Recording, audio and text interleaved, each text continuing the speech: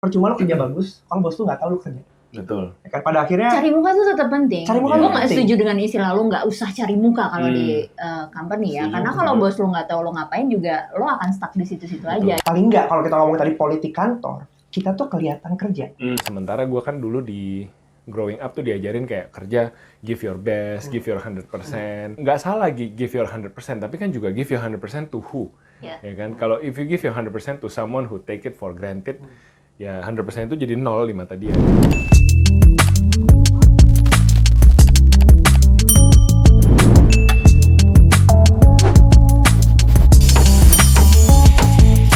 Hai Sam, thank you. Halo, thank you udah for mau having diundang ke Kuli Podcast. Sama-sama. Seru banget bisa kehadiran lu di sini karena kalau kita ngeliatin Instagram lu ini kan banyak banget ngulik soal karir ya. Yes. Dan banyak banget apa topik-topik yang seru banget gitu.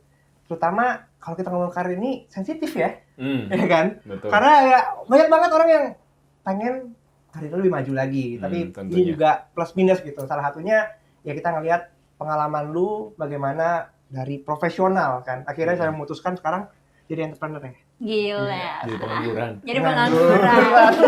Siapa tahu bisa membuat orang lain terinspirasi untuk menjadi pengangguran. Pengangguran kayak Sam, tapi duitnya banyak. Betul. Nah, Pengacara. Ini motivator Pengangguran, macam apa ya? banyak acara. Iya, pengangguran banyak acara. Oke. Jadi sebelum kita masuk lebih dalam gitu ya, cerita sedikit dong tentang pengalaman lu. Gitu. Terutama jejak karir profesional lu ya. Oke. Thank you ya first of all, Lina, Will, dan teman-teman udah ngundang gue hari ini. Ini apa nih, Sobat Kuli kita bilangnya? Sobat Kuli. Belum sih, belum ada ide nih. Belum ada ide. Nonton aja kali ya. Thank you, salam kenal buat teman-teman semua. Nama gue Samuel. Gue kerja profesional kurang lebih 12 tahun. Mulai dari 2011 itu selalu jalurnya HRD, HR gitu. Mulai dari awalnya tuh gue staf administrasi, bagian filing. Dulu gue kerja di satu bank kecil, karyawannya cuma 300 orang. Itu HRD-nya tuh belum pakai IT, jadi pakai kertas. Dimasukin ke map merah, ada semua gue ngurutin gitu. Mulai dari situ terus belajar learning and development, ngurus-ngurus kelas kalau di kantor gitu, jadi IO buat kantor. Terus gue mulai kenal namanya project management di HR. Jadi HR butuh sistem baru, kita habis beli upgrade IT kita, atau kita mau ngadain engagement survey untuk mengetes seberapa bahagia karyawan gitu. Kita urusin surveinya tuh gua gitu. Terus terakhir itu di 2020, 2021 itu gue join sama satu e-commerce company. Itu gue ngurusin employer branding. Nah, disitulah ketemu dengan teman-teman Fosfoyer. Ini boleh sebut Fosfoyer? Boleh dong. Ya, dan banyak belajar juga. Gue juga belajar ya soal gimana kita building social media untuk employer branding. Jadi secara karir gue tuh sebenarnya lebih ke HR, tapi HR-nya bukan yang rekrut sama firing orang, tapi gue lebih ke mungkin di balik layar jadi IO-nya, jadi project manajernya kantor gitu, kira-kira gitulah. Dan akhirnya 2023 ini gue mutusin resign karena sebenarnya di samping ngantor gue ada side bisnis lah, side hobi yang akhirnya dikembangin jadi bisnis tuh. Gue ngonten juga dari 2019. Kalau teman-teman yang belum follow bisa follow di akun Instagram gue SRL789 atau di YouTube ada Samuel dan Claudia. Itu gue ngebahas karir juga gitu. Jadi makanya seneng banget hari ini dapat undangan untuk ngebahas karir karena ini niche gue banget. Jadi mudah-mudahan bisa add sesuatu yang valuable buat teman-teman yang nonton juga. Cakep. Yeah. Tapi sejauh-jauhnya HR pasti nggak jauh-jauh dari people managing ya. People managing. Yang betul. paling sulit dari company atau bekerja adalah people managing. Betul. Lebih sulit kerjain orangnya daripada kerjaannya gitu kan. Karena nggak bisa diukur kan, dan Bener. orang bisa mood, bisa seneng, bisa Karakternya beda-beda, Bener. ngurusnya beda-beda, bisa jadi orang yang sama waktu yang beda lagi Betul. cara ngurusinnya gitu Betul. ya. Dan kalau kita udah ngomongin middle management atau leaders kan pasti semua mau nggak mau jadi berurusan sama orang ya. Nah, challenge yang paling beratnya itu, yang paling sering mungkin sebenarnya kemarin gue sama Bella lagi ngobrol-ngobrol gitu. Kayaknya kalau level leaders kan mau nggak mau start pertamanya dari being middle management gitu kan. Betul. Jadi naik pertama, First time terus manager mulai ya. first time manager, terus baru naik gitu. Challenge-nya kan ketika menjadi first time managers itu ya, skill-nya kan mungkin nggak semua orang punya natural sebagai leaders gitu, udah ada dari awal kan. Kalau menurut lo sendiri kira-kira apa sih sebenarnya kalau untuk first time leaders yang cocok tuh, yang harus dipelajari skills di awalnya apa sih? Menurut gua itu humility ya, justru. Jadi soft skill, bukan skill hard skill gitu. Gue tuh jadi leader pertama kali jadi manajer tuh setelah kerja 3 tahun. Jadi masih 20-an awal ya, 25, 26 gitu. Terus gue gue sering cerita ini sebenarnya juga ya. Gue dapet tim itu seorang bapak-bapak yang umurnya udah mungkin 50-an something, udah dikit lagi pensiun gitu. Nah, gue pikir, anjir nih gue lagi dikerjain nih sama manajemen nih. Gue lagi dites nih kayaknya gitu, sistem leadership skill-nya gimana. Jadi ceritanya nih orang tuh ibaratnya udah kayak, apa ya, batu lah gitu. Perusahaan udah nggak tahu mau ditaruh mana. Ya dia useful sih, dia bisa kerja. Cuman ibaratnya dia tuh udah tiap tahun, promosi gue dong Pak, promosi gue dong. Kan ke bosnya kita lagi kan ada gitu kan, dia minta promosi. Nggak dapat gitu, udah bertahun-tahun kayak gitu karirnya jalan tempat, dan akhirnya dia udah kayak ya udahlah gue pasrah aja, gue tinggal nunggu pensiun beberapa tahun lagi gitu. Nah itu ditaruh tim gue. Sementara tim gue itu bisa dibilang kayak yang tadi gue cerita, IO-nya HR. Jadi ada kerjaan yang aneh-aneh, ada kerjaan yang butuh koordinasi sama departemen yang beda-beda, itu gue yang megang. Nah, kalau kerjaannya seperti itu kan lu butuh orang yang sat-set kan. Agility tinggi ya. Agile banget gitu kan. Tipikalnya ya lu butuh yang anak muda gitu, mungkin yang berani, yang kerjanya cepat. Nah, gue dikasih bapak-bapak udah mau pensiun nih, gimana gitu kan. Nah, terus gue berpikir lah, apa yang gue bisa lakukan dengan susunan tim seperti ini. Akhirnya gue ya belajar untuk mungkin karakter juga kali ya. Ada teman-teman mungkin yang lebih kayak konfrontatif atau lebih kayak agresif gitu. Nah, gue tuh tipikalnya mungkin melankolis kali ya. Jadi lebih dengerin dulu, lebih yang kayak ya udah deh kalau bisa jangan ada konflik deh, menghindari konflik gitu. Kalau gue di kantor tuh manajemennya lebih kayak gitu. Jadi akhirnya gue banyak dengerin bapak ini. Gue tidak merokok, tapi bapak ini sore-sore selalu merokok. Gue temenin dia merokok kalau lagi ada waktu gitu ya. Ini bukan karena Gadis Kretek sedang tidak disponsori oleh Gadis Kretek. Netflix selalu Netflix. panggil. Apa namanya? Jadi gue temenin bapak, akhirnya banyak cerita. Dia cerita anaknya lagi SMA, lagi mikirin uang kuliah segala macam, dan di luar cerita-cerita personal itu akhirnya dia cerita ternyata temennya banyak di perusahaan gitu. Temennya banyak, dan karena gue dengerin dan gue kayak ya udah lu gue perlakukan kayak bapak gue aja gitu, bye-byein gitu kan. Bukan karena ada maunya, cuman kayak ya udahlah, namanya kita harus kerja bareng, harus ada harmoninya nih somehow gitu. Ya udah akhirnya nih bapak kayaknya suka sama gue lama-lama gitu, ngerasa aman gitu kan, dan akhirnya dia buka diri, kalau lagi ada project tuh dia ikut dengerin, dan aku ada teman di situ, aku ada teman di sini. Koneksi kan menang pasti kan? Ya kalau udah senior, betul. Network sebat lagi betul, sore-sore kan. Anak gitu nongkrong jadi ya kan. Nongkrong gitu kan. Kalau gue kan anak cupu gitu, di meja aja kerja gitu. Nah dia sering nongkrong, sering banyak teman. Orang tuh lebih kenal dia daripada gue gitu. Padahal gue manajernya gitu kan. Kalau jalan-jalan, bapak apa kabar gitu. Yang disapa dia bukan gue gitu. Nah jadi ya udah dari situ gue belajar. Mungkin tadi lu tanya the first skill kan yang harus dipunya. Menurut gue sih tadi humility dan willingness to listen. Karena kadang kita pasti punya idealisme kita kan. Kalau sebagai first time manager harusnya gini, harusnya gitu. Nah, kadang-kadang apa yang kita expect untuk jadi harus gini nih, harus yang bener gini. Kadang-kadang itu bukan yang terbaik buat perusahaan gitu. Dan jadi kita harus mau untuk dengerin, nyesuaiin diri sama kalibrasi lagi dengan apa yang ekspektasi kita sama realita perusahaan. Kemarin juga gue sempat ngobrol, jadi misalnya kalau ada 2 orang, misalnya gue sama William gitu. William tuh misalnya lebih jago di hard skill, soft skill-nya kurang. Gue lebih jago di soft skill, hard skill-nya kurang. Ketika itu dihadapkan saling melengkapi ya jadinya. Justru ketika itu dihadapkan dengan managers atau leaders-nya dan yang lu mau promote, most likely kalau gue sebagai leaders, gue akan lebih nge-promote orang dengan soft skills yang bagus dibandingin dengan hard skills yang bagus tanpa soft skills gitu loh. Karena kan salah satunya kan yang harus bagus sebagai middle kan komunikasi kan. Apalagi tadi komunikasinya bahkan bisa harus berurusan sama tim yang ternyata lebih tua gitu. Yeah. Waktu itu ada challenge-nya nggak cara komunikasi dengan tim yang lebih tua atau dengan tim yang lebih muda gitu. Karena kan selalu yang lu juga pernah kan pimpin yang lebih tua kan, luar biasa kan. Gue punya tuh waktu di tempat sebelum ini ya, dapat tim yang ya itu sama kayak lu persis lagi. Dia udah lumayan tua, lumayan membatu gitu kan, ini challenging banget. Oke. Jadi, gimana tuh? Cara komunikasi betul. Kalau mungkin kalau sama ya jelas beda pastinya kan. Kalau sama yang muda kalau gue sih sebenarnya gue tuh lebih seneng hands off. Jadi gue kasih tahu ujungnya gue mau begini. hey tanggal Gimana segini, gitu ya, nah langsung lu lari sendiri ya, lu cari caranya sendiri selama tidak melanggar aturan perusahaan dan tidak melanggar hukum, silahkan lu ngapain dah, gitu. Mereka lebih ngerti pakai misalkan teknologi Google apa, ini pakai chat apa, terus apa robot apa segala macam AI gitu, mereka lebih ngerti. Jadi gue cenderung lebih ya udah ngelepasin. Nah sama yang senior ini, gue banyak jadinya high touch relationship, high maintenance relationship gitu. Jadi banyak kali dia harus discuss, tanya ke gua, ini gimana nih Sam? Karena kan kalau udah umur kan dia cari aman kan. Iya. Apalagi udah mau pensiun, jangan sampai gua kenapa-napa nih, uang pensiun dini nggak keluar nanti gitu kan. Kalau ada masalah gitu. Jadi dia banyak check in ke gua, banyak nanya, banyak konsultasi gitu. Jadi nah untuk itu bisa terjadi, sebelumnya kan untungnya tadi gua udah nemenin dia sebat, udah build trust gitu. Jadi yang mungkin terhadap yang lebih tua kita harus apa ya, sedikit ngerem apa yang kita rasa kita tahu, tapi kita di sisi lain kita bisa banyak denger dia, banyak appreciate apa namanya wisdom dia gitu ya, yang mungkin yang namanya orang tua kan pasti lama-lama jadi pengen banyak cerita gitu kan. Kalau sama bapak emak kita di rumah kan juga gitu kan, pengen didengerin. Jadi ya udah perlakukan dia seperti itu sih. Pengalaman lo? Iya, gimana tuh? Yang unik ya, kalau misalnya tadi membandingkan gitu, ada sisi proaktifnya dari tim lo itu kan ya. Kalau yang gue alami sendiri, dia ini nggak proaktif.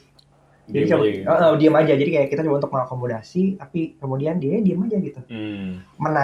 Bertanya enggak gitu, melakukan diam-diam aja, pasif gitu. Memang mungkin tipe karakter berbeda ya. Bahkan ketika kalau kita bandingin, emang sama-sama udah berumur, tapi ada yang dia tuh masih mau belajar, yang ini lebih ke ya udah pasrah sama keadaan aja gitu. Cukup tricky sih lah, menghadapi orang-orang yang memang kalau semakin tua itu memang ya kecenderungannya berbeda-beda orang itu. Betul. Ada yang ngerasa kayak, udah nih safe zone saya, tapi ada yang ngerasa kayak, wah ini safe zone tapi saya lebih kritis juga nih, jadi gimana bisa masuk ke situ zona aman lagi gitu. Jujur gue jadi inget kan lu cerita soal proactiveness. Bapak ini tuh ngelihat gue tuh kayak pada saat itu stepping stone buat karir dia. Dia berharap dengan dia ditaruh di manajer baru yang lebih muda, wah ini Sam nih orangnya banyak dobrakan nih, dia banyak dia pegang project, gitu ya? Gue bisa ikut naik nih gitu.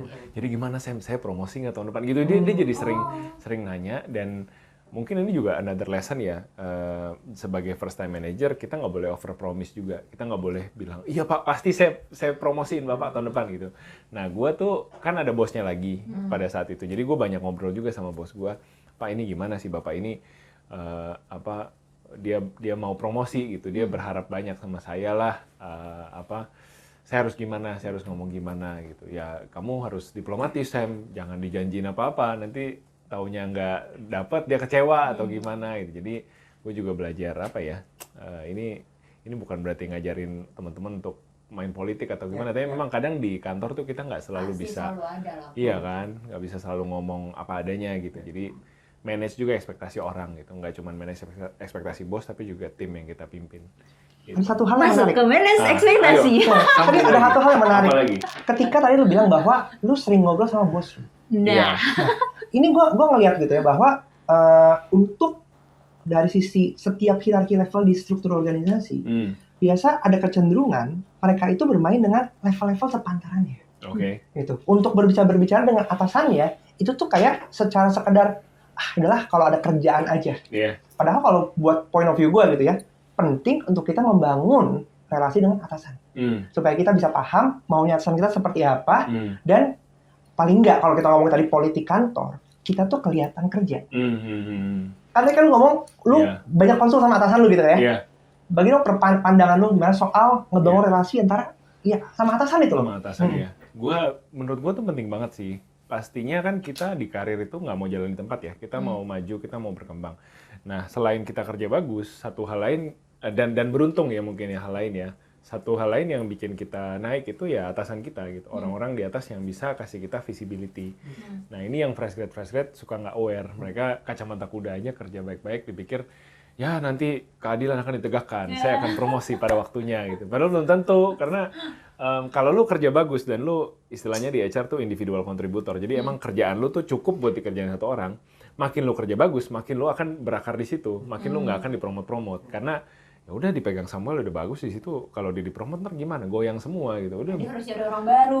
repot di gua Iya, gitu benar, kan, benar. udah diam aja di situ Sam gitu, ya udah sampai tidak sampai kiamat pun tidak akan pindah-pindah gitu. Jadi kita juga harus lihat nature of kerjaan kita juga harus lihat bos kita ini mau plotting kita untuk jadi apa gitu, dan ini menurut gua sangat bisa didiskusikan. Memang tergantung bos ya. Gue beruntung pada saat itu gue dapat bos gue tuh open banget dalam hal, akhirnya kan gue resign kan dari company ini. Pada proses resign tuh gue secara aktif konsultasi sama dia. Pak, saya dapat offer dari ini, menurut Bapak saya resign apa enggak? Wah, resign Sam, kalau di sini mah nggak ada masa depan kamu gitu. Perusahaan ini nggak bakal bisa ngasih kamu gaji segitu gitu. Gue sampai se-open itu, gue di offer segini Pak. Ya tapi kamu harus siap ya. Waktu itu gue dari banking mau pindah ke consulting gitu. Consulting lebih capek loh segala macam. Jadi dia bahkan saat status gue masih karyawan bank tersebut bersama dia masih dengan open bisa gitu ngasih career consultation. Ini mahal. Jadi kalau teman-teman punya bos yang seperti ini, ya beruntung lah teman-teman gitu. Nah kalau nggak punya, mungkin pertama-tama lihat dulu secara struktur. Biasanya HR itu ada namanya performance review, kan setahun bisa sekali, bisa 2 kali. Nah biasanya di sesi ini tuh mau nggak mau, suka nggak suka, biasanya atasan tuh dipaksa untuk ngomong sama kita ya kan, untuk one on one. Jadi pasti 1 lawan 1 ada bisa ngobrol. Nah diusahakan bisa bangun komunikasi di situ.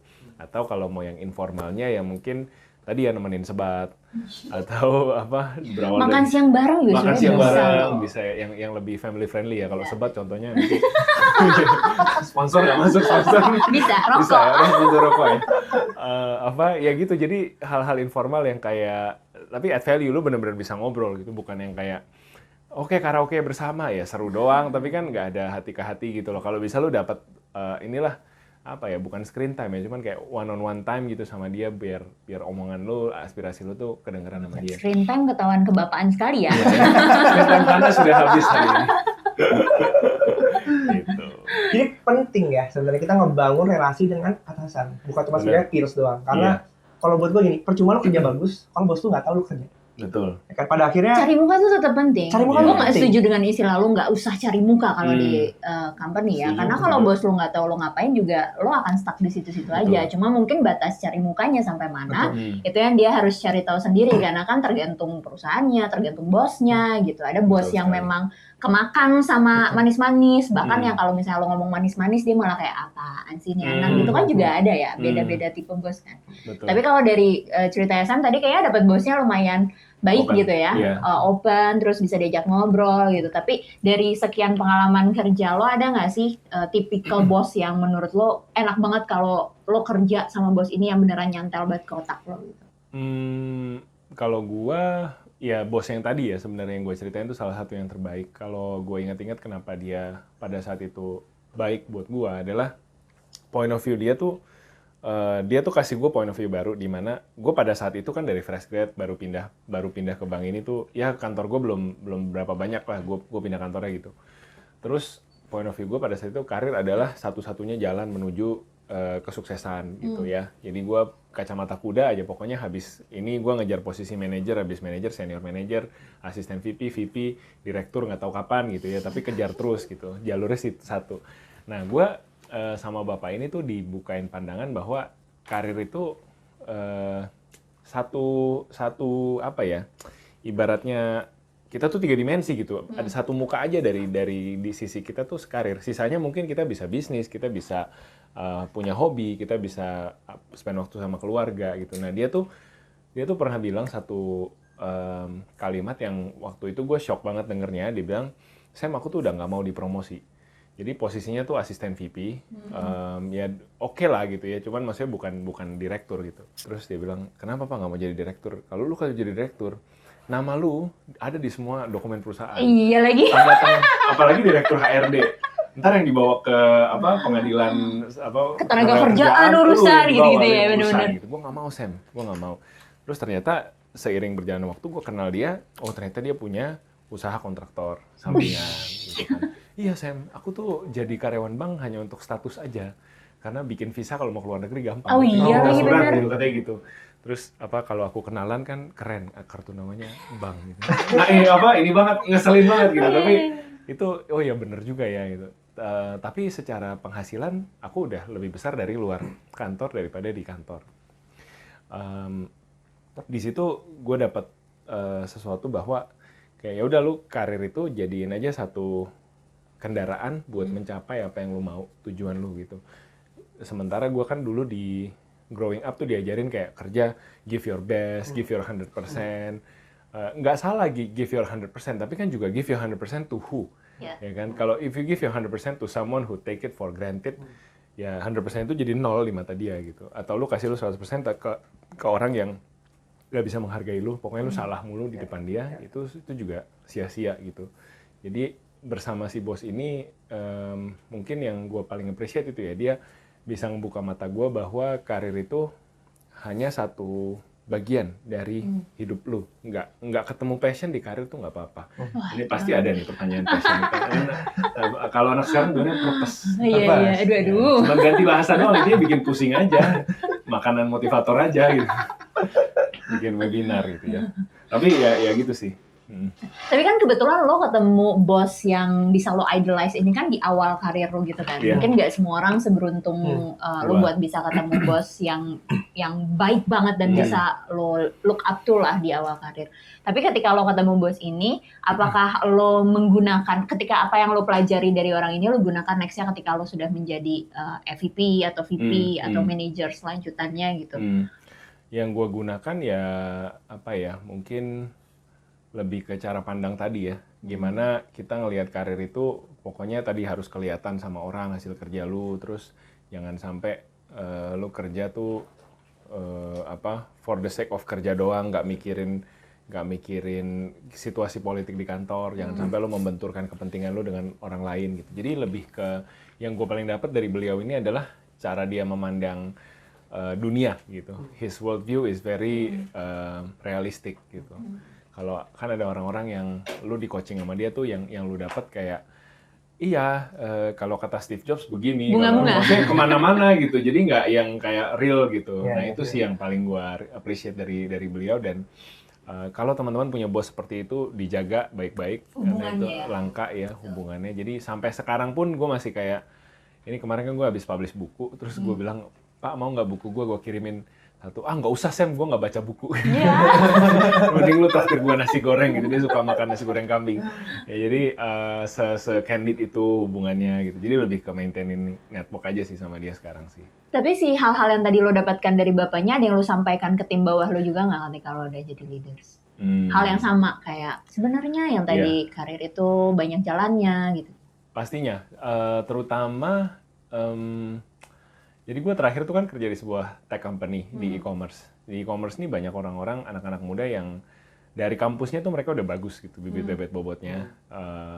Biasalah kalau tech company kan ada tes-tes segala macam. Jadi yang lolos tuh pasti yang matematikanya bagus, yang logisnya bagus dan segala macam. Jadi tuh ada ada sindrom mereka tuh merasa, ya mungkin gue juga dulu gitu ya, nggak tahu sih, merasa kayak gue bisa mencapai banyak hal, gue masih muda, gue masih bisa achieve hal-hal yang great things gitu kan, gue masih bisa jadi orang yang luar biasa gitu. Idealisme fresh graduate. Nah gue bilangin ya, lu nggak jadi siapa-siapa juga nggak apa-apa, lu nggak jadi orang yang hebat, lu jadi mediocre pun nggak apa-apa. Mediocre dalam arti bukan pekerjaan lu yang mediocre kualitasnya, tapi maksudnya kalau hidup lu akhirnya jadi kayak orang-orang di mana lu harus commuting 9 to 5, naik kendaraan umum, naik LRT yang rodanya habis dibubut itu, nggak apa-apa juga, itu ini nanti ada pesan sponsor. Gua mancing mulu kan.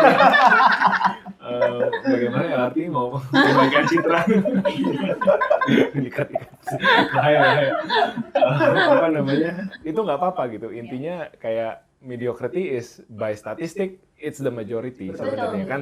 Mark Manson pernah tulis di blognya dia, kita tuh kayak kurva Bell gitu. Yang sebelah kiri itu orang-orang yang susah sekali hidupnya. Nah, yang paling kanan itu orang-orang yang sukses, yang masuk 30 under 30, yang banyak glorify ya kan, udah umur 25 udah bisa bikin startup, unicorn segala macam. Nah, padahal mereka tuh sedikit. Yang bell kurva itu kan artinya ngumpul di tengah populasi. Nah, kita tuh di tengah sebenarnya, dan kita tuh ya kayak gitu semua gitu. Terima saja bahwa kamu tidak akan mungkin di kehidupan ini kalau percaya reinkarnasi, di kehidupan ini mungkin tidak akan membuat startup unicorn yang dikenal atau mengubah Indonesia gitu, ya nggak apa-apa gitu. Nggak semua orang punya kesempatan seperti itu. Tapi kalau ya dapat ya disyukuri. Cuman realitanya menurut statistik mengatakan tidak demikian. Jadi itu sih yang biasa gue bawa ke ke tim gitu ya. Jadi practical, always open, dan always open communication. Gue selalu bilang gue di sini manajer bukan karena gue lebih pinter, tapi karena gue lahir duluan, gue masuk duluan, dan company kebetulan ada lowong ya gue dapat posisi ini duluan. Tapi ntar kalau gue udah move on dari sini, kalian juga bakal naik kalau kalian berhak gitu. Jadi itu sih gue benar-benar percaya kantor itu ya kita praktikal aja, pragmatis, dan hubungannya tuh egaliter aja, based on performance gitu. Ya, kayak gitu sih. Nggak ada yang salah menjadi mediocre ya? Nggak ada yang salah. Karena realitanya mau mayoritas seperti itu gitu kan. Masa lu mau menjadi minoritas kalau misalnya itu nggak memungkinkan gitu. Tapi gue setuju sih bahwa first leader atau leader yang menurut gue valuable gitu ya, itu bisa membentuk kita ketika nanti kita jadi leader gitu. Gue ingat salah satu kata-kata yang waktu itu sempat disebutkan gitu ya oleh itu dev head gue waktu gue masih kerja di korporasi. Will, kamu jangan takut salah. Kalau salah, itu saya tanggung jawab. Itu satu hal yang gue pegang sampai sekarang. Even ketika gue mendeploy delegasi, gue masih trust. Gitu, makanya gue bilang gue trusty orangnya kan.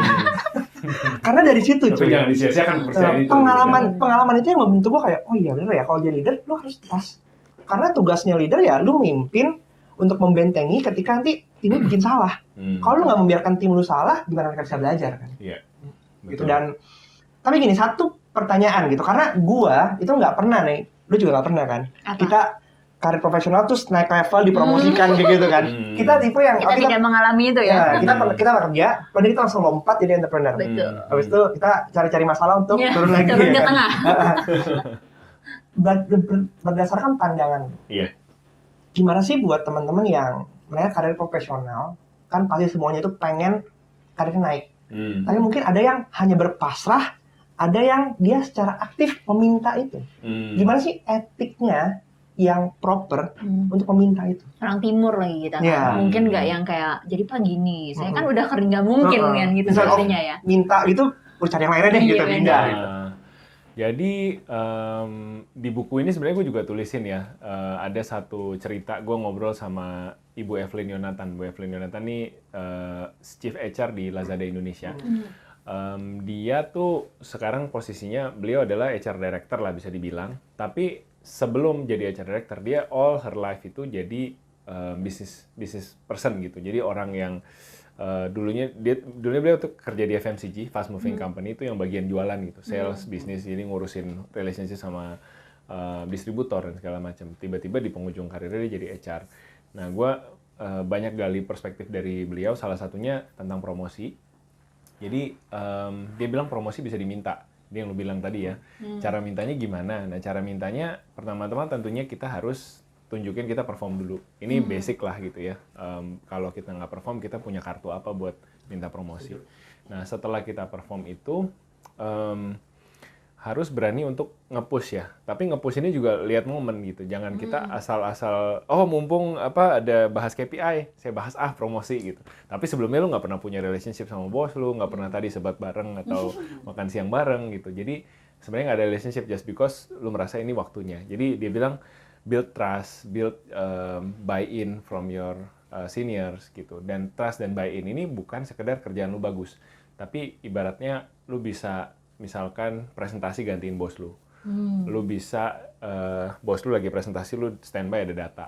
Jadi udah kayak bertempur side by side bareng gitu loh. Udah ada journey seperti itu yang bikin lu tuh ada camaraderie dengan bos lu, kayak sepasang tentara yang pergi perang gitu. Nah, dia bilang ciptakan itu dulu sebelum lu bisa minta gitu. Karena ketika lu minta itu kan berarti lu ibaratnya, bos hargailah perjuangan gue sama-sama gitu. Nah, kalau belum berasa berjuang ya lu mau minta apa gitu kan. Kesannya malah jadi lu ngerepotin atau kayak lu entitled gitu.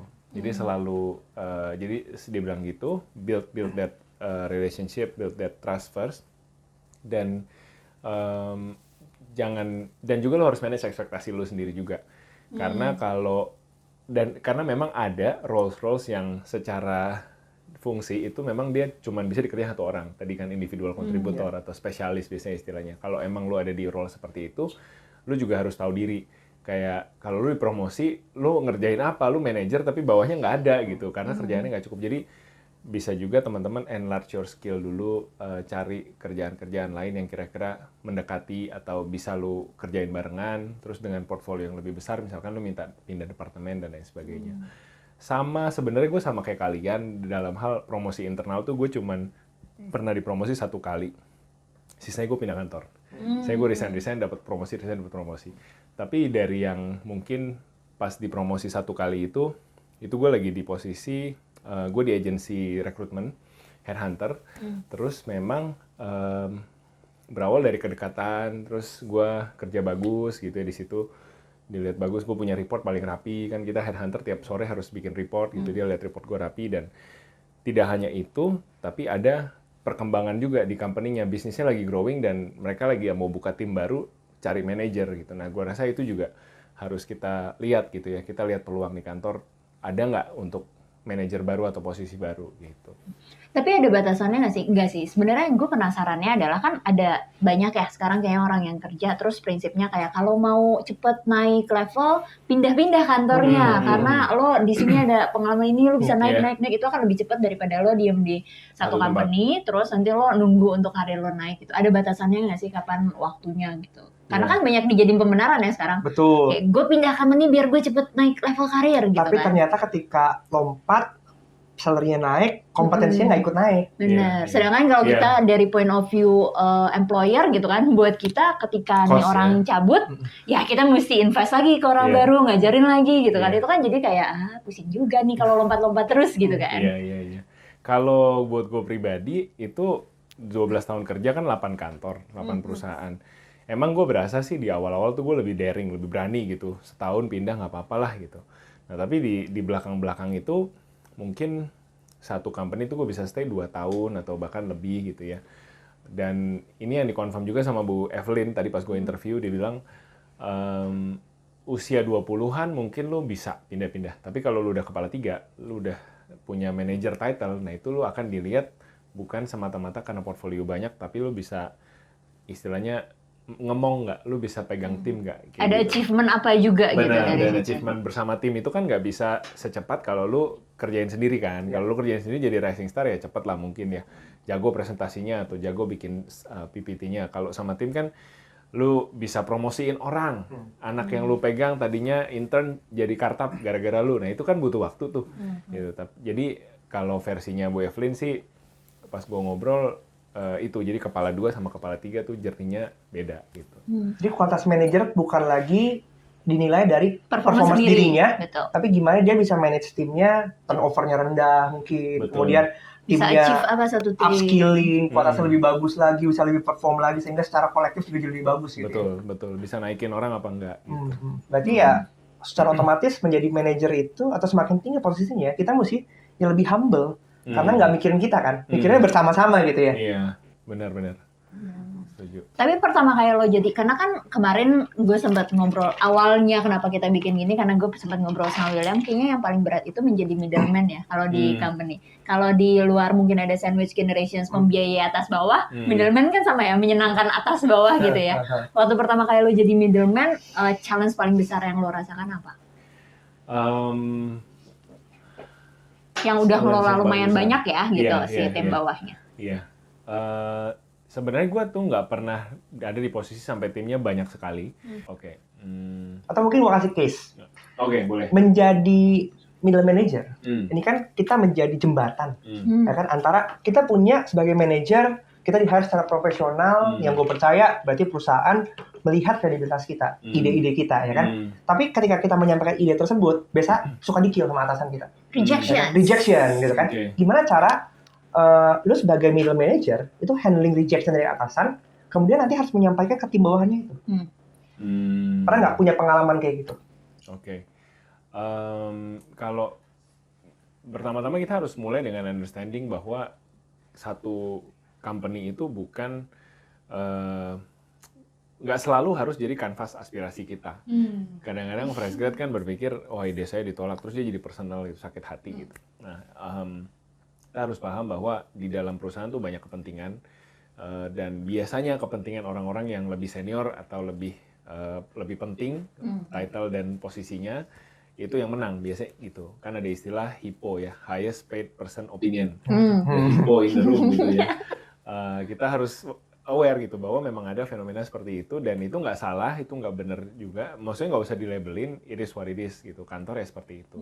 Jadi biasanya kalau terjadi rejection atau terjadi ya harus revisi dan segala macam, ya udah kita langsung. Biasa gue akan deliver newsnya tuh langsung, jadi nggak ada sugar coating. Ditolak Pak Direktur gitu. Terus kan biasa, ya gimana Mas Sam, gimana kok Sam, harus gimana ya, gimananya baru kita pikirin lagi sama-sama. Mungkin ada slide-slide yang pas presentasi ditandain gitu. Nah itu kita bahas satu-satu sama tim gitu. Jadi kalau gue lebih ke menyediakan diri untuk apa ya, jadi teman diskusi kali ya. Karena kalau middle manager itu kan mungkin tim yang kita pimpin itu mereka mungkin bagus tapi belum punya sense awareness bahwa mereka tuh harus, oh ada direktur loh yang harus disenengin, oh ada atasan kita yang harus diurus dan segala macam. Mereka biasanya ngurusin kerjaan mereka doang gitu. Terus mereka bisa sakit hati karena saya kan fotonya udah bagus atau saya kan bikinnya udah bagus gitu. Jadi bukan tentang kamu, tapi ini jadi kita harus jelasin, harus ajarin mereka untuk berbesar hati sih, untuk bisa terima penolakan itu gitu. It's never personal, intinya pesannya itu gitu. Kalau ke teman-teman ngalamin rejection di kantor, jangan dibawa perasaan, bukan kamunya yang jelek, ya kebetulan idenya nggak pas aja. Gitu. Kalau dari lu sendiri, ketika lu dapet rejection, ide lu ditolak gitu kan, seberapa persisten lu fighting terhadap ide lu itu? Nah kalau gua ke atas berarti. Ke atas ya. Kalau gua jujur tidak selalu persisten. Kurang fighter. Mungkin gue kan melankolis tadi, terus orangnya tuh nggak terlalu cari konflik, dan gue lebih ke berpikir praktis gitu. Gue selalu lihat pokoknya satu project tuh sebagai ini inisiatif perusahaan yang harus jalan. Nah kata kuncinya garis bawahi harus jalannya itu gitu. Harus jalan bukan dengan stempel Samuel, tapi dengan stempel ya pokoknya perusahaan maunya jalan seperti apa. Jadi biasanya untuk menghindari rejection itu, gue bisa mungkin pertama stakeholder yang penting-penting gue ajak meeting dulu sendiri-sendiri. Bapak Direktur gimana menurut Bapak? Sudah oke Sam, tapi begini oke, revisi. Baru gue bawa ke bos gue misalkan. Lalu di bos gue, tadi Pak Direktur udah oke, ini dari saya ada tambahan segini, dari Bapak gimana? Biasanya kalau bos kecil sama bos besar kan dia ikut sama bos besar gitu kan. Jadi ya udah kita mainnya seperti itu. Atau misalkan ini inisiatifnya dari departemen sebelah, bukan dari direktur kita ya. Mungkin kita meetingin dulu deh sama bos kecilnya sana, mau bos kecilnya sini, ketemu dulu, cari mereka kira-kira maunya gimana gitu. Jadi kalau buat gua rejection itu lebih kayak ini mungkin agak beda ya kalau kita bicara soal gue bikin konten. Karena konten tuh kan idealisme karya kita gitu kan. Tapi kalau di kantor tuh gue benar-benar nggak pernah mikir seperti itu. Jadi gue pokoknya ibu udah suka, bapak udah suka, ya kita selesai, kita jalan gitu. Meskipun kualitasnya kalau mau bilang idealisme gue ini kurang misalkan gitu ya. Tapi selama ibu udah suka, bapak udah suka, ini bukan jadi asal bapak senang sih. Iya, tapi kan konteksnya itu kan misalnya, sih apakah asal bapak senang kayak gitu? Banyak soalnya kadang jadinya gitu. Iya, tapi gue mikirnya kadang kita juga terikat sama waktu, terus juga project-project yang lain. Dan kalau gue ngelihat kehidupan korporat gue kan nggak hanya satu-satunya bagian dari kehidupan gue kan. Gue mesti pulang, gue mesti ngurus anak gue mesti punya hobi, punya kesukaan konten dan lain sebagainya. Jadi gue kayak ya udahlah, gue menyelesaikan dengan kualitas yang diinginkan kantor. Selesai, gue pulang, gue bisa mengerjakan yang lain. Karena ada cerita lagi, gue pernah bawa satu vendor dari kantor gue yang lama. Jadi gue pindah dari multinasional ke perusahaan swasta lokal. Vendornya bagus gitu, vendor event bagus, terus makanannya enak segala macam. Gue kenalin sama bos gue nggak suka. Dia bilang nggak semua yang kamu rasakan bagus di perusahaan multinasional bisa jalan dengan bagus di sini. Bisa saja kualitasnya memang lebih bagus, tapi orang sini nggak nangkep. Ini kenapa sih vendor bikin acara aneh banget gitu? Ada kahut apa sih kahut gitu? Nggak ngerti misalkan, nggak pernah main kahut gitu. Jadi malah nggak diapresiasi. Jadi gue juga, wah ini sesuatu yang baru ya. Inovasi itu tidak selalu diapresiasi kalau tempatnya nggak pas gitu.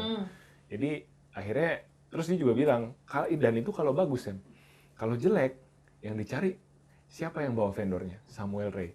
Siapa bosnya Samuel Ray? Aku, Sam, katanya gitu. Nanti aku juga yang kena gitu. Kamu bawa masalah ke departemen kita, kira-kira gitulah. Dan vendor itu kan kita bicara soal uang yang keluar dari perusahaan. Nanti orang bertanya-tanya, si Samuel Ray dapat apa? Berapa persen nih potongannya? Pasti, jadi normalnya gitu kan kebanyakan. Jadi itu juga apa ya? Gua belajar berpikir praktis selama standarnya nggak keterlaluan atau kayak jelek banget gitu ya. Dan perusahaan bisa terima, teman-teman bisa terima, stakeholder yang penting-penting gue udah lock, udah secure, ya udah itu cukup gitu buat gue gitu. Akhirnya mencari titik tengah antara idealisme dan realistis ya. Tapi kalau tadi kan William nanya lebih ke fight ke atas gitu. Pertanyaan gue terbalik. Gimana filtering dari atas ke bawah? Karena ketika lo middle management kan juga another challenge ya, lo harus filtering apa yang disampaikan ke atas, mau itu berita buruk, apalagi berita buruk ya, itu filteringnya akan lebih menata gimana cara menyampaikan ke bawahnya gitu. Terus apalagi kalau misalnya tadi ada hubungannya sama asal bapak senang atau asal ibu senang gitu, ujung-ujungnya walaupun timnya udah berdarah-darah, asal bapak senang tetap dikasih ke bawah gitu kan, banyak juga ya middleman yang kayak gitu ya. Itu pernah ada pengalaman atau ada trik nggak gimana caranya filtering apa maksud dari atasan? Karena kan middleman harus tahu ya atasan tuh sebenarnya mau apa gitu. Makanya tadi kan lu juga sempat nyebut penting banget untuk jalin relasi sama atasan, tahu atasannya mau kayak apa gitu kan. Nah ketika si middleman ini mau menyampaikan ke bawah, gimana sih caranya supaya gimana ya tersampaikannya dengan jelas gitu. Sebenarnya kenapa gini? Karena atasan kita mau gini gitu. Iya, gue lihat dulu tipe-tipe bawahannya juga ya. Maksudnya bawahan ini tim gitu. Ada tim yang dia nggak terlalu peduli hasil meeting gue. Misalnya gue bawa kerjaan nih habis meeting gitu ya. Dia nggak terlalu peduli isinya apa. Intinya apa? Intinya harus kerjain apa lagi. Kan ada yang kayak gitu.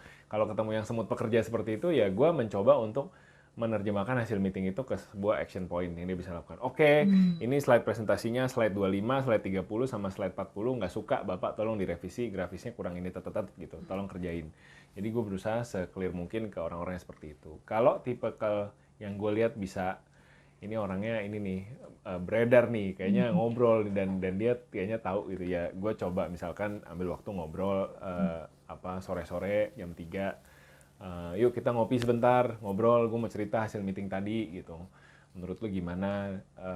Jadi ngeliat-liat juga sih ke kebutuhan tim ya, apa yang mereka butuhkan, apa itu support, direct support terhadap kerjaannya langsung, atau ya lebih ke pengen diajak ngobrol gitu. Itu sih. Dalam konteks ini, tadi kan kita ngomongin semua lu kan karir juga mau lebih lompat-lompat gitu kan, for the sake of ya gimana caranya gue bisa hidup lebih nyaman, lebih wealthy lagi, dan banyak pembahasan lu ngomongin tentang lu udah fire nih, ya kan, udah bisa ngomong pensiun dini, retire early, ya kan. Apakah ganti-ganti kerjaan itu salah satu cara atau satu-satunya cara cepat pensiun dini? Abis ini mendadak banyak turnover gara-gara saya ngomong gitu kayak wah kita harus gitu ya. Di sini nih linknya nih. Kalau kita ngomong realistis secara data, memang kenaikan gaji itu kalau kita pindah tempat, dan tidak hanya pindah tempat ya, pindah tempat dan ada kenaikan tanggung jawab, itu bisa 15-20% kenaikannya. Bahkan dulu di zaman-zaman startup teknologi baru hijack-hijackan, dan lu product manager, lu ngerti komputer, ngerti coding, itu bisa 50%, 100%. Gitu kalau dulu. Langsung kayak kemana aja gue dulu gitu ya. Salah gue, kenapa gue jadi ini ya, tim produksi, jadi aja tuh. Abis ini belajar ngoding kita. Tapi dulu di zaman Gojek baru naik gitu. Kalau sekarang sih mungkin udah agak berbeda playing field-nya, tapi in general rule of thumb-nya ya 15-20% itu kalau pindah dan naik level. Sementara kalau kita stay di tempat yang sama, itu ya kalau kita tidak naik jabatan itu paling ngikutin inflasi aja. Mungkin ya 7%. Iya, 5%. 2%. Pernah ya segitu ya? Pernah. Oh iya, kita ya 2%. Iya. Nah jadi kalau memang, tapi kan tergantung, nggak semua orang kayak bos gue tadi, dia udah nggak mau dipromosi tuh. Dia udah mentok, gue mau kerja baik-baik aja. Nah, tergantung aspirasi karir lu apa sekarang kan. Kalau lu karirnya memang lu anaknya super ambis, lu pengen cari yang ini, strategi gue waktu itu adalah gue pindah ke perusahaan yang kurang dikenal, startup atau perusahaan yang kira-kira karir gue bakal beresiko di situ. Tapi gue minta basic salary yang lebih gede. Jadi kalau di perbankan atau di perusahaan-perusahaan yang lebih established kan biasa mereka kecilin basic salary Stabil tapi supaya nggak bayar THR gede-gede. Ketahuan. Gitu. Ceritanya begitu. Tapi misalkan bonus lu ada uang rajin lah, ada benefit, lu bisa reimburse kacamata segala macam.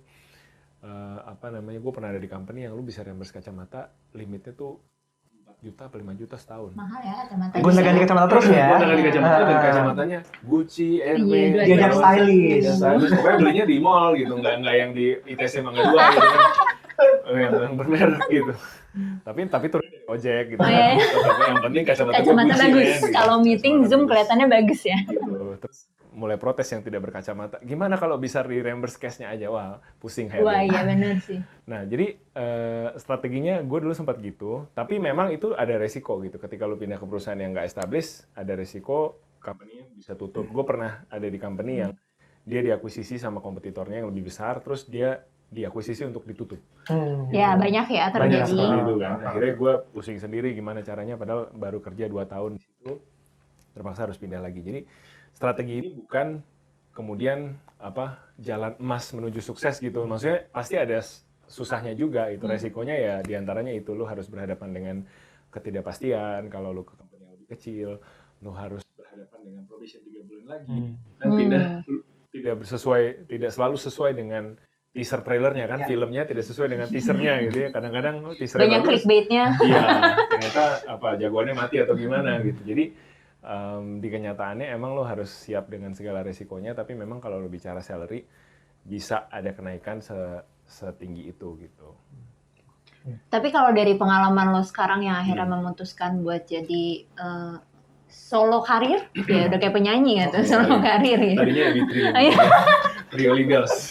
Anjir, angkatan berapa gue? Tahu umurnya ya. Itu muncul Trio Legals. Gue tahu kok. Tahu ya.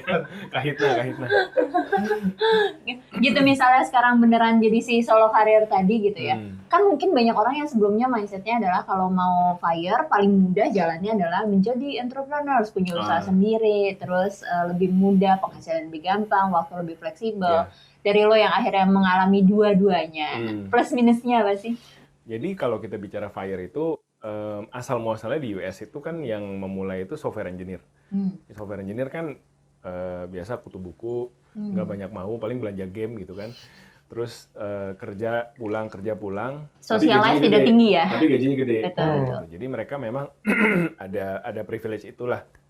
Nah kalau mereka itu memang spiritnya itu mereka tidak mau jadi pengusaha gitu. Mereka cukup happy ngoding gitu ya, dibayar dengan baik dan mereka bisa nabung dari situ.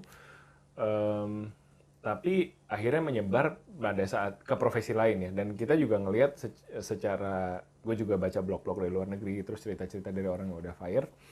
Emang journey-nya beda-beda sih. Kalau misalkan gue pribadi merasa, tadi kita juga discuss sedikit ya sebelum recording ya. Kalau jadi pengusaha itu kan kita harus mikirin 24/7 perusahaan kita gitu kan. A sampai Z lagi. Ya, mulai dari ngurus board meeting sampai kertas habis, printer tinta habis tuh harus beli juga gitu kan. Jadi harus siap dengan itu dan jangan kita meromantisasi journey menjadi entrepreneur tuh kayaknya sesuatu yang keren gitu kan. Ini kan sempat pada masanya yang penting founder, co-founder, padahal ya kantornya di ini sih tempat yang tidur. penting selevel. Ini selevel. Selevel ya, bukan selevel. Gitu. Jadi jangan kita meromantisasi itu karena tiap journey pasti ada kesulitannya sendiri. Tapi kalau kita kaitkan dengan fire sebenarnya kalau teman-teman bisa ada di kapasitas di mana gue cukup kok nabung dari gaji gue sebagai karyawan dan kayaknya angka fire gue bisa kejar nih cukup dari gaji aja, wah itu nikmat sekali. Karena sebenarnya ketika lu udah terkumpul angka fire-nya dan lu udah terbiasa untuk hidup within a certain budget, itu udah gampang bulan ke bulannya untuk, tentu lu gak akan jadi kaya raya ya. Kalau lu mau jadi kaya raya, ya place your bet on the betting table, jadilah entrepreneur gitu. Siapa tahu ada investor atau gimana lu jadi kaya raya tajir melintir. Tapi FIRE versi karyawan itu lu tidak akan jadi kaya raya, cuman lu akan cukup, dan cukup itu bisa sampai tutup usia gitu. Nah itulah yang gua rasa nikmat. Karena gue pernah hidup masa kecil gue kan orang tua pengusaha juga kan, pengusaha kecil lah gitu, dan gue melihat di dalam rumah tangga tuh ada, ya kadang kalau lagi ada duit happy kita makan di Hanamasa. Dulu kan Hanamasa, makan di Hanamasa nggak dulu? Iya lagi. Makan dong. Kita sangkatan sih.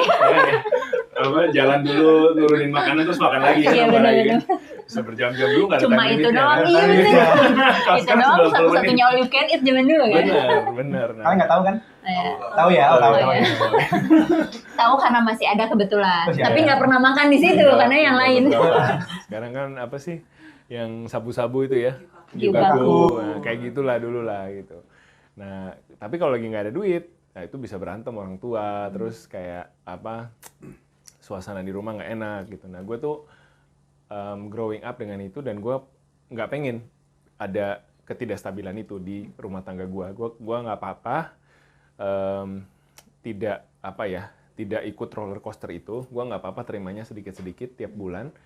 Kalau dibandingin pengusaha kan terima, wah duit proyek ratusan juta gitu kan, alhamdulillah. Tapi 2 bulan berikutnya deg-degan. Nah kayak gitu, gue tipikal yang enggak gitu. Mungkin teman-teman ada yang seperti itu, tapi kalau gue enggak, dan buat gue itu worth it untuk gue. Ya udah, konsekuensinya lu harus hidup within budget ya, lu nggak bisa apa, kalau lagi ada duit proyek lu beli mobil gitu, nggak bisa kayak gitu ya. Lu mau mobil ya lu harus nabung ceritanya gitu. Ya nggak apa-apa, itu jadi journey gue, dan menghidupinya seperti itu ya udah terbiasa akhirnya lama-lama gitu. Berarti karena journey tiap orang masih beda-beda untuk mencapai si posisi FIRE ini, intinya adalah mengetahui cukupnya masing-masing lo Betul. sampai mana gitu ya. Betul. Supaya lo bisa hitung sendiri jalan yang terbaik buat lo, jadinya yang dari sisi mana nih belokannya yang beneran pas Bener. buat lo gitu ya. Dan tahu cukup itu kan sebenarnya lebih susah daripada lu tahu Mau apa yang kemewahan, lebih mau gede apa gitu ya. Kalau lu mau sesuatu kan istilahnya gampang, tinggal sebut, oke gue mau mobil yang lebih gede, atau gue mau rumah satu lagi gitu. Tapi sebenarnya kalau kita bicara menemukan rasa cukup tuh kan lu harus diem, lu harus mungkin journaling, atau lu harus ngomong sama diri lu sendiri.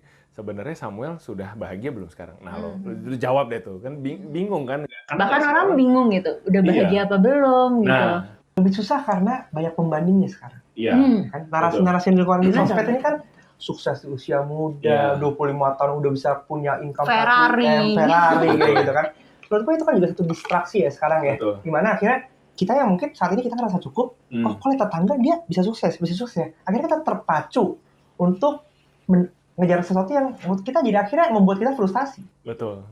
Padahal kita belum tahu kita sebenarnya mau itu apa enggak gitu. Kadang-kadang cuman karena anaknya tante itu bisa gitu. Siapa bisa gitu. Kenapa kamu nggak bisa itu? Padahal ya udah, kalau dia bisa, selamat kamu bisa. Ya udah, saya nggak usah bisa, nggak apa-apa. Saya bahagia. Saya masih happy kok gitu Saya ya. masih happy, angkat jempol buat kamu, tapi ya udah kita berteman baik saja. Kalau uangnya banyak, traktir saya makan. Iya. Kayak gitulah kira-kira. Benar-benar.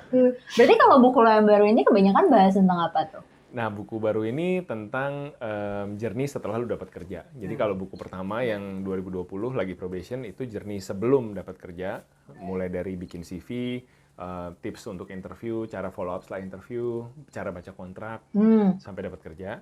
Nah, di sini tuh gue bahas basically yang dari tadi kita udah bahas sih. Include naik level berarti ya? Include naik level. Pas banget tuh. Include cara resign juga. Cakep. In fact, gue diomelin editor gue karena bab yang paling panjang di buku ini adalah Cara bab resign. cara resign. Aduh. Itu bab paling panjang. Sebenarnya bukan karena banyak yang gue tulis, tapi karena itu bab kolaborasi. Jadi gue juga nulis bareng HRD Bacot. Oke.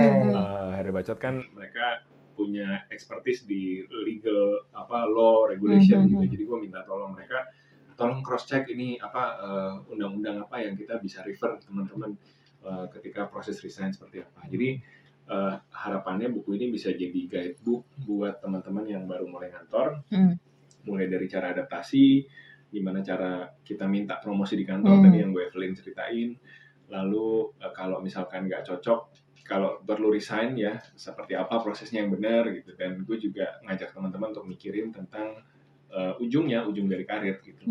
Karena gue percaya karir itu kalau kita keasikan bahaya juga. Kadang kita terlalu Zona asik nyaman. meskipun karirnya enak ya, misalkan kita wah asik nih kerjaannya tiap hari gue suka, tanpa kita sadari kita nggak kemana-mana, atau tanpa kita sadari 10 tahun 20 tahun berlalu CV saya masih gitu-gitu aja gitu. Nah mulailah dari awal karir itu kita udah mulai mikirin end game-nya kita mau kemana gitu. Nah itu yang juga gue tulisin di sini, kira-kira kayak gitu. Tapi gue mengerti sih kenapa cara resign menjadi bab yang paling panjang. Karena susah loh, gimana caranya lo udah resign tapi lo masih maintain hubungan baik sama tempat kerja lo sebelumnya, itu kan berpengaruh dari gimana cara lo resign ya. Betul. Karena kan banyak tuh orang resign kayak, bos saya mau resign ya bulan depan udah gitu, kayak nggak ngeh. Besok gitu. Iya gitu, posisinya sebenarnya nggak gampang coy, ganti pengganti lo gitu. Kita sebagai employer mungkin pernah tuh sakit kepala kayak buset nih bocah main resign aja, kagak mikir itu kerjaannya mesti dipindahin dulu ke orang lain, nyari orang barunya lagi, takes time gitu. Itu kan penting sih, makanya wajar sih. Bab paling panjang adalah cara resign yang baik dan benar. Dan efeknya juga apa ya, bukan sekedar kayak udah resign udah gitu kan. Karena tadi kita sempat di awal ngomongin tentang network ya kan.